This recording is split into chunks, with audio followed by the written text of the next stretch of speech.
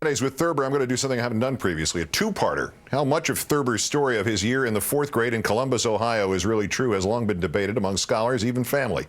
But what it might lack in fact, it more than makes up for in understated mayhem. This was my father's favorite Thurber story. It's from The Middle-Aged Man on the Flying Trapeze, published in 1935. As usual, I'm reading from the Library of America, Thurber Writings and Drawings, magnificently edited by Garrison Keillor and just reprinted because you asked for it. Get ready for the fourth grade as you've never known it before. Part one of I Went to Sullivant by James Thurber. I was reminded the other morning, by what, I don't remember and it doesn't matter, of a crisp September morning last year when I went to the Grand Central to see a little boy of 10 get excitedly on a special coach that was to take him to a boys' school somewhere north of Boston. He had never been away to school before. The coach was squirming with youngsters. You could tell after a while the novitiates, shining and tremulous and a little awed from the more aloof boys who had been away to school before. But they were all very much alike at first glance.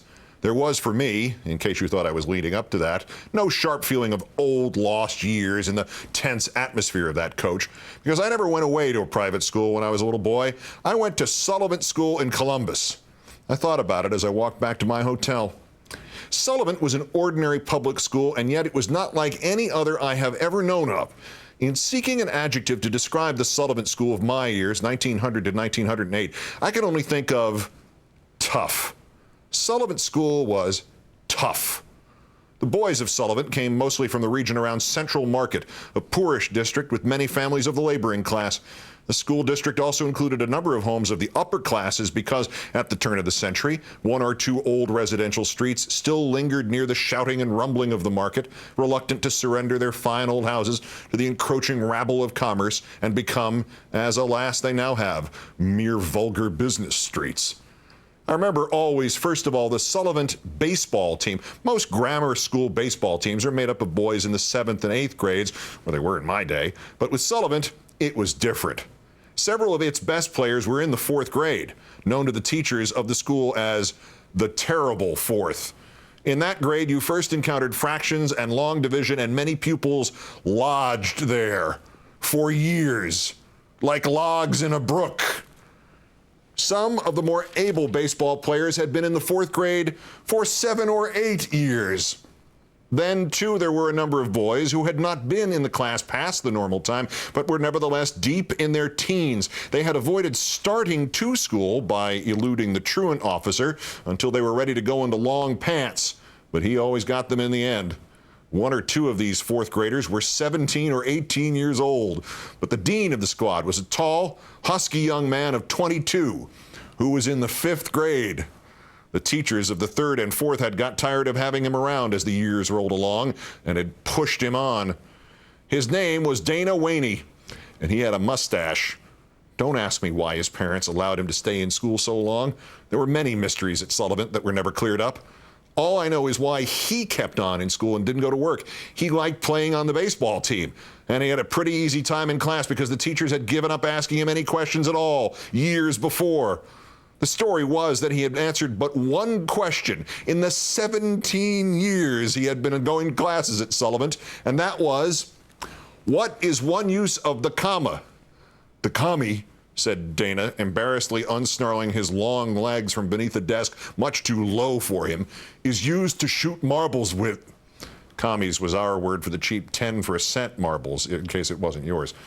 The Sullivant School baseball team of 1905 defeated several high school teams in the city and claimed the high school championship of the state, to which title it had, of course, no technical right. I believe the boys could have proved their moral right to the championship, however, if they had been allowed to go out of town and play all the teams they challenged, such as the powerful Dayton and Toledo Nines. But their road season was called off after a terrific fight that occurred during a game in Mount Sterling or Piqua or Xenia, I can't remember which. Our first baseman, Dana Waney, crowned the umpire with a bat during an altercation over a called strike, and the fight was on. It took place in the 4th inning, so of course the game was never finished. The battle continued on down into the business section of the town and raged for hours with much destruction of property. But since Sullivant was ahead at the time 17-0, there could have been no doubt as to the outcome. Nobody was killed. All of us boys were sure our team could have beaten Ohio State University that year, but they wouldn't play us. They were scared. Wayne was by no means the biggest or toughest guy on the grammar school team. He was merely the oldest, being about a year the senior of Floyd, the center fielder, who could jump 5 feet straight into the air without taking a running start. Nobody knew, not even the Board of Education, which once tried to find out whether Floyd was Floyd's first name or his last name. He apparently only had one. He didn't have any parents, and nobody, including himself, seemed to know where he lived. When teachers insisted that he must have another name to go with Floyd, he would grow sullen and ominous, and they would cease questioning him because he was a dangerous scholar in a schoolroom brawl. As Mr. Harrigan, the janitor, found out one morning when he was called in by a screaming teacher, all our teachers were women, to get Floyd under control after she had tried to whip him, and he had begun to take the room apart, beginning with the desks. Floyd broke into small pieces the switch she had used on him. Some said he also ate it. I don't know, because I was homesick at the time with the mumps or something. Harrigan was a burly, iron-muscled janitor, a man come from a long line of coal shovelers, but he was no match for Floyd, who had, to be sure, the considerable advantage of being more aroused than Mr. Harrigan when their fight started. Floyd had him down and was sitting on his chest in no time, and Harrigan had to promise to be good and to say, "That's what I get," 10 times before Floyd would let him up. Next week, the day that the third baseman disrupted the local trolley line because he wouldn't get out of its way, and the conductor of the car was afraid of him. That's in the conclusion of I Went to Sullivant. That's countdown for July 9th. It is the 2,626th day since President Bush declared mission accomplished in Iraq, 2,215th day since he declared victory in Afghanistan, and the 81st day of the Deepwater Horizon disaster in the Gulf. I'm Keith Olbermann. Good night and good luck.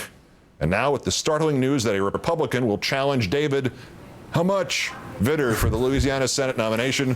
Ladies and gentlemen, in for Rachel Maddow, here is Chris Hayes. Good evening, Chris. Good evening, Keith. Thanks a lot. Have a great weekend. You too.